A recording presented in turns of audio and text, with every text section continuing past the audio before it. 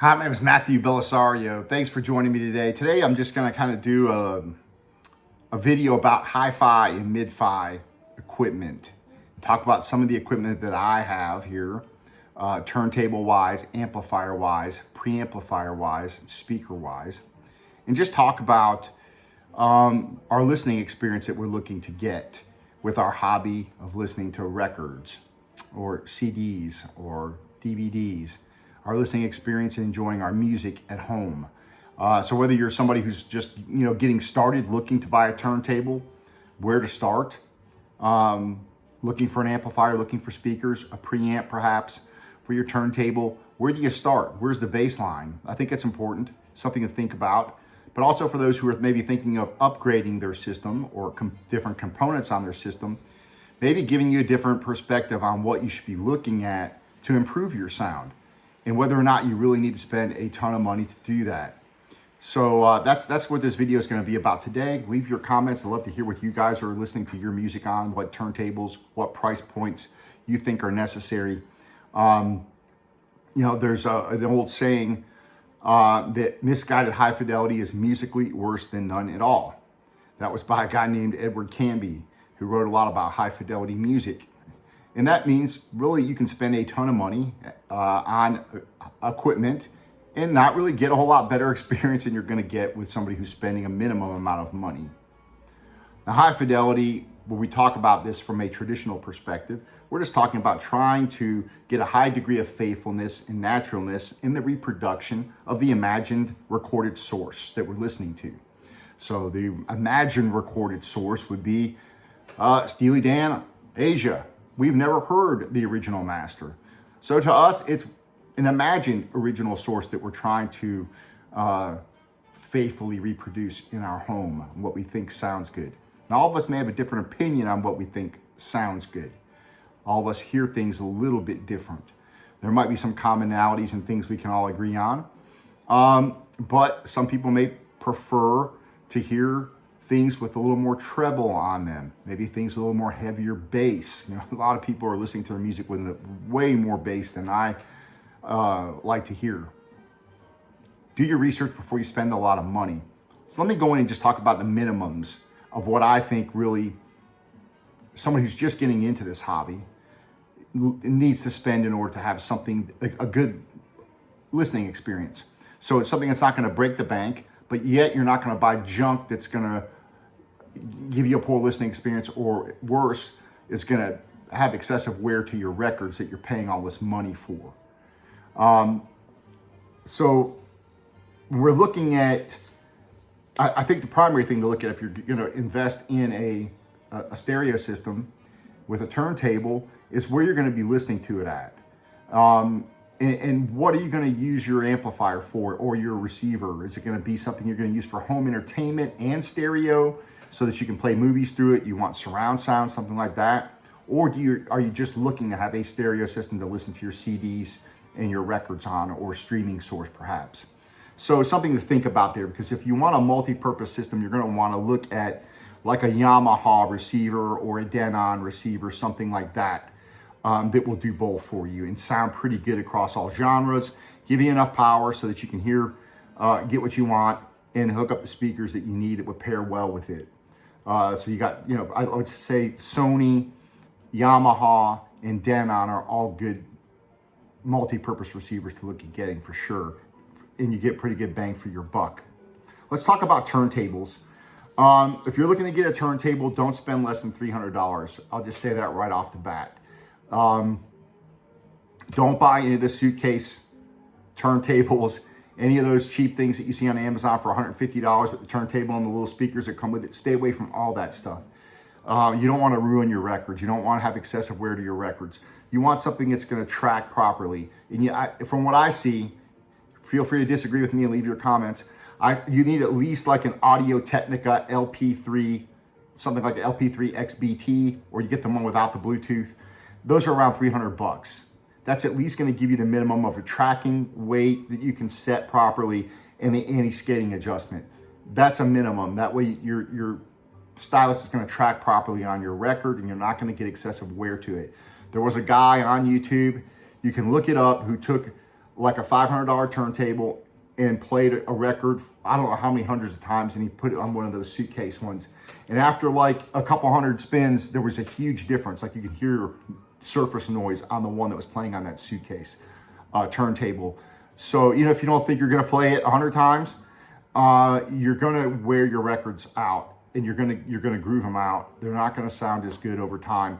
You don't wanna get one of those cheap ones. So I'm gonna put the bar right now. Who knows with the economy what it's gonna cost next year.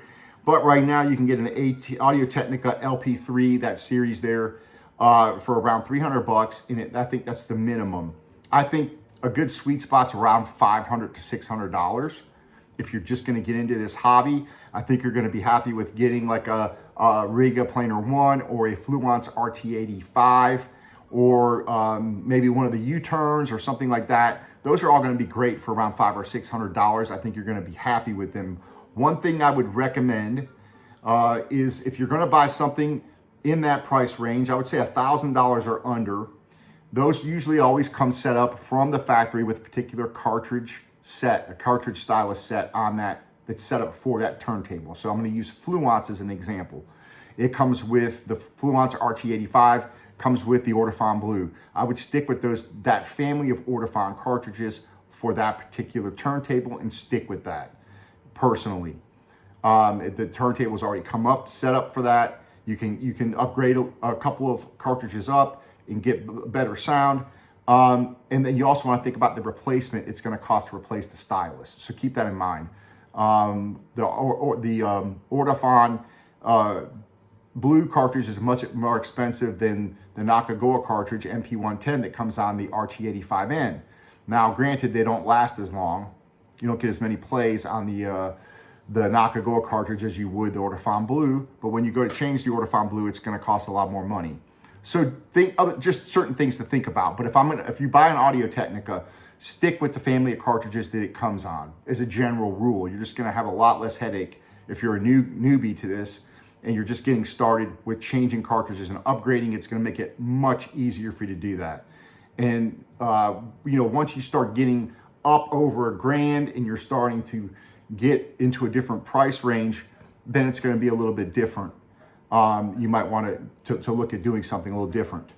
So that would be my minimum for your turntable. I would say 300 bucks, something like that Audio-Technica to step into.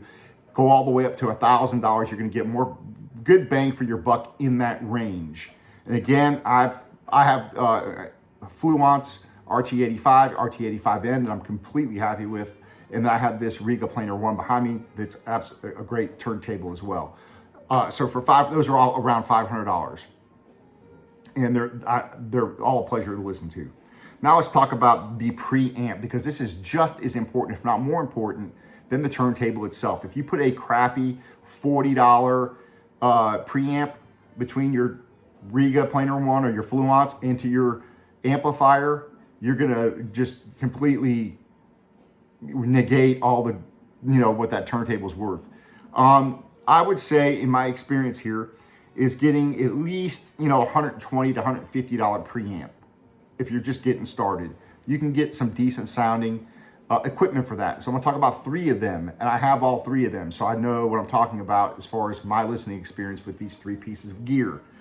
One of them is called a Shit Mani. I'll put links down below in the comments there, or in the information box. I'll put links to these 3 different preamps because they're all reasonably priced preamps and they all sound pretty good.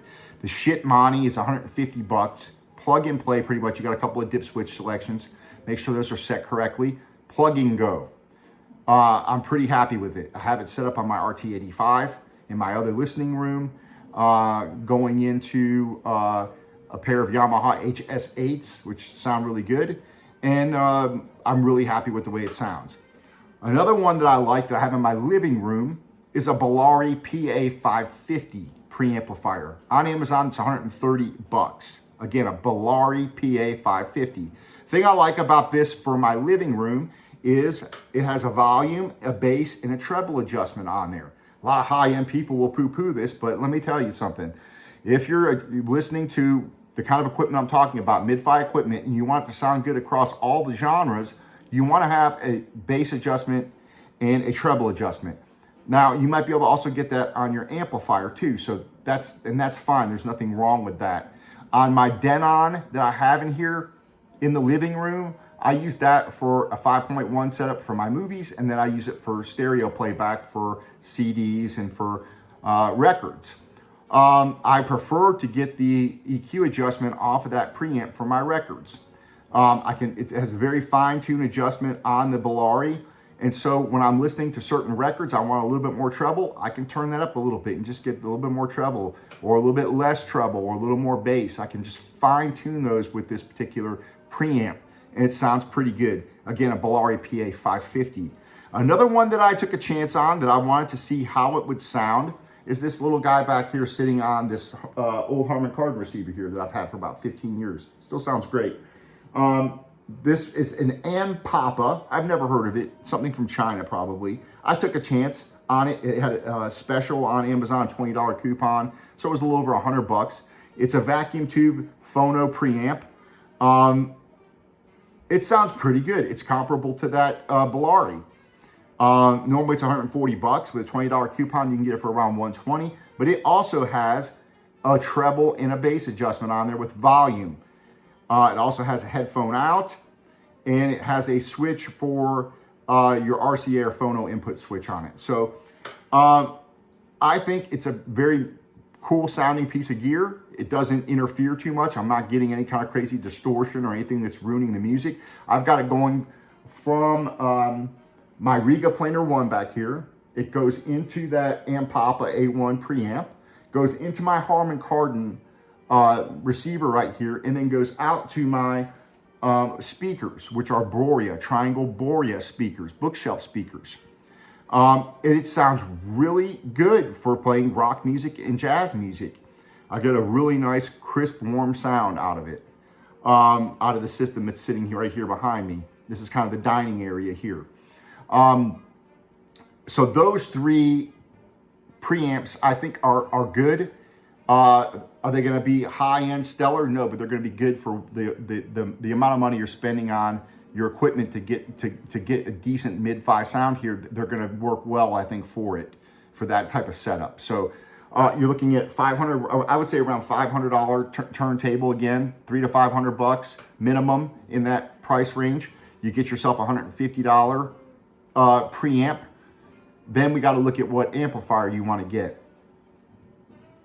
So again, in the amplifier side of things, I think around $500 to $1,500 again is going to be the sweet spot. You're probably going to need to at least spend around $500. Maybe you might be able to get a Denon for a little bit less that you might be happy with to start out with. This Harman Kardon behind me has less power than the Denon, and I think it sounds a little bit warmer. When we're looking at power, you just want to look at what you're pairing up to the speakers you have for the room size you have. You want to always just a little bit more power than what you actually need. But one thing that people don't think about is the better your speakers are with the bigger magnets, the more efficient they are. And unless you're just going for sheer volume, you don't need to keep going up in your amperage that much in order to satisfy the needs of those speakers. So most of the time, you're not going to be blasting your stereo system probably. Most of us, unless you've got a really big listening area. So when you're looking at your amplifier, if you're just going to buy a stereo amplifier, I would recommend looking at something around the $1,000, $1,500 range, which I'm considering doing. Right now, I'm using the Harman Kardon in here. I've got powered speakers in my listening room on my Yamahas, and in my living room, I've got a Denon. So I have been looking at different stereo amplifiers to replace this Harman Kardon in here. But I haven't pulled the trigger yet because it still sounds pretty good, and I'm pretty happy with the listening experience. So I'm not going to go out and drop $1,500 just for fun. If this thing dies or something, then I'll replace it. So I think that's the sweet spot there for that price range. When we're talking about speakers, again, you're going to look at anywhere between $300, $400 up to about $1,500 as being kind of that sweet spot. And again, once you get it, obviously you can spend as much money as you want, but I think that when you're just starting out, or even if you're thinking about upgrading, when you start going over the $1,500, $2,000 price point on any of these components, I think the law of diminishing returns certainly comes into play. That, you know, you start off at that $300 Audio Technica on the turntable. You start spending more money. You get up to 500. You get kind of a good steep incline. You go up to $1,000. You kind of keep going up on the incline up to about 1,500. You start tailing off, and then your law of diminishing returns continues as you go up less and less. And you can spend an infinite amount of money. Obviously, you can spend $20, $50, $100,000 on a turntable. And if you're a multimillionaire, fantastic. For the working guy like me and you, that's probably something ridiculous to even think about. So, you know, I would say, you know, around, you can get a good turntable for around $500. Again, the Fluence I like, the Riga Planar 1 I like, the U-turns I would consider picking up maybe one of those. And there's a couple other manufacturers out there that are well worth looking at in the $500 to $1,000 range. Speakers, these Boria triangles here that I've got, these bookshelf speakers, I did a lot of research on that, and I thought they would pair really well with this Harman Kardon, and they did. I did a little bit, I watched a lot of videos with people that had rated, you know, reviewed these Boria Triangle BR03s. A pair of those for a bookshelf is $349 on Amazon. They're French-made speakers. They're called Triangle BR03. I'll put a link to them. They're very good for listening to rock music, classic rock music, and jazz music. And they work well for this size dining room here that I'm listening to them in. So when friends come over, sometimes we won't sit over in the living room. We'll sit here and maybe have a drink and sit in these chairs, and they're level with these speakers, and everybody's always like, wow, those sound really good. You know, they have a really crisp, warm sound to them. They, you know, and for $350 for the pair, you really can't beat it, in my opinion. There's other things out there that are comparable. If you're in my living room, I've got Pioneers in there and JBLs, both tower speakers, and I can switch back and forth between them depending on what I'm listening to. And I also have a subwoofer in there. It's a Fluence subwoofer. So I'm listening to movies, I get that bass, and if I'm listening to rock music or things like that, that have a heavier bass, I get that help with the subwoofer to help give me that bass response. So you're looking at, you know, $400 to $1,500 in that range there for your speakers, whether they're floor speakers or bookshelf speakers. Bookshelf speakers obviously tend to be a little cheaper because they're less expensive to make. So you have to think about those kind of things, your placement in your room, what kind of furniture you have in your room that you're listening to. You know, me, I can pretty much set my stuff up however I want. No one's going to complain about it. I can move my couch around. I can move my speakers, move them, spread them out, put them closer together, aim them, whatever I want. I can put 2 sets of speakers in my living room. And some people might not be able to do that depending on who you're living with, right? So they might not like you having all this stuff in the living room, which I find, anyways, that's another subject. But you have to think about how you're going to place your speakers and where you're listening to your music at, and what genre of music you're listening to. The highs are going to get sucked up by soft cushions, soft furniture, curtains, things like that, while your bass stuff is going to spread out across the room and not be as affected by that stuff. So that's why I like having the treble and the bass adjustment on that preamp when I'm listening to records, because you might need to just make a slight adjustment to get the listening experience you're looking for. Again, this is a personal thing. This is not a competition thing, this music thing. It's for your personal enjoyment, for the enjoyment of your friends hanging out and listening to music with you, or you sitting there by yourself having a cocktail, listening to music or beer and enjoying the music. So you want to get the sound that you want out of it. And so, you know, you're looking at, if you're just starting out, you're looking at around $1,600 to $2,000 for a mid-fi decent system. You know, getting a $500 turntable, picking up the Ship Monty preamp for $150, picking up a $400 Denon system, something like that, maybe $500 minimum. Speakers for a pair, maybe $400, $500, and then maybe a Blu-ray player so you can play your CDs and whatever else. You're looking at $1,600 to $2,000, like for that, and your cables and things like that. Now notice I have not brought up cables yet, because you're going to get people online that are just go absolutely ballistic over the freaking cables. And when you're in our price range, when you're in the mid-fi price range that I'm talking about here, the cables are not going to make that much of a difference. Get a good quality cable to hook your equipment up with. You don't have to go crazy spending hundreds and hundreds of dollars on cables. Your listening room and the way you got your speakers placed is going to be way more important than any of the cables. You know, and I'm talking, don't buy the real chintzy ones, buy decent quality ones. But your listening room and the way you got your speakers set up and your basic baseline equipment, your turntable, your preamp, your amplifier, and your speakers, getting just a decent setup with those and making sure your speakers are placed for the room, that's the 99% of what matters for us normal folks. When you start getting into the real high-end equipment that you're spending thousands and thousands of dollars on, that's when you can really start looking into, you know, investing in a different level of cables. Until you get to that point, in my opinion, I really don't think, I think you've got bigger fish to fry. So that's why you don't hear me talking a lot about cables. Make sure everything is grounded properly so you don't have any kind of, you know, your turntables grounded properly. Make sure that you don't have any unwanted power noise if you live in an old house that's with old electrical wiring, things like that. Yeah, you have to look out for stuff like that. If you're living in a modern home with modern electrical wiring, you know, you don't need a whole lot of extra power, you know, different components to buy for power. It's always good to have a good surge protector on your equipment, which I have plugged into all my stuff. So aside from that, maybe good surge power protection, decent cables. That's all you need to really look at for buying for that kind of a setup. So, and I'm talking, you know, $2,000 or around that or under setup.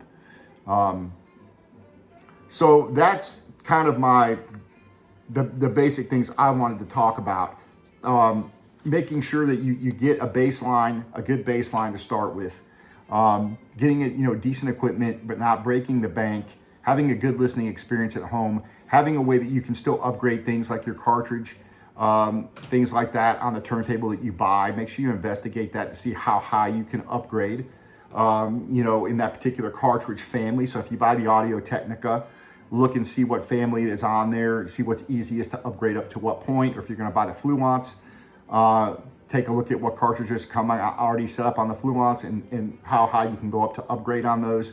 And again, for the most part, for the amount you're paying for that turntable, the highest that you can go up to is probably going to be all you're really going to want to spend on that anyway before you go up to kind of another level. So just keep that in mind, how you're going to spend your money. Look at getting efficient speakers. Things that the bigger the speaker, the better. Bigger the magnet. Is a general rule. Again, you can buy cheap speakers. You can buy mid-fi speakers. I recommend, in my experience, I like the JBL speakers. You can get clip speakers that are pretty good for a decent price. You can get Pioneer speakers that are pretty good, that are mid-level, that you can get for $400 for a pair, $500 for a pair. Do your research, but you do not have to spend thousands and thousands of dollars on this stuff in order to have a great listening experience and enjoy yourself listening to your records, your CDs, and your tapes. So that's kind of my video for today. Please leave your comments. Let me know what you guys are listening to your music on, or what you think are good deals to be had out there. I think a lot of people are just getting into this hobby and they kind of want to know, they don't know what to get. And I know people that went out and bought those suitcase turntables things, and I'm like, dude, you wasted your money. You spent $100 on that piece of crap, and you could have just saved up and got a $300 turntable that you would be way more happier with, and your records would be way more happier as well. So that's all I got for today, folks. We'll talk to you later on. Take care. Happy listening.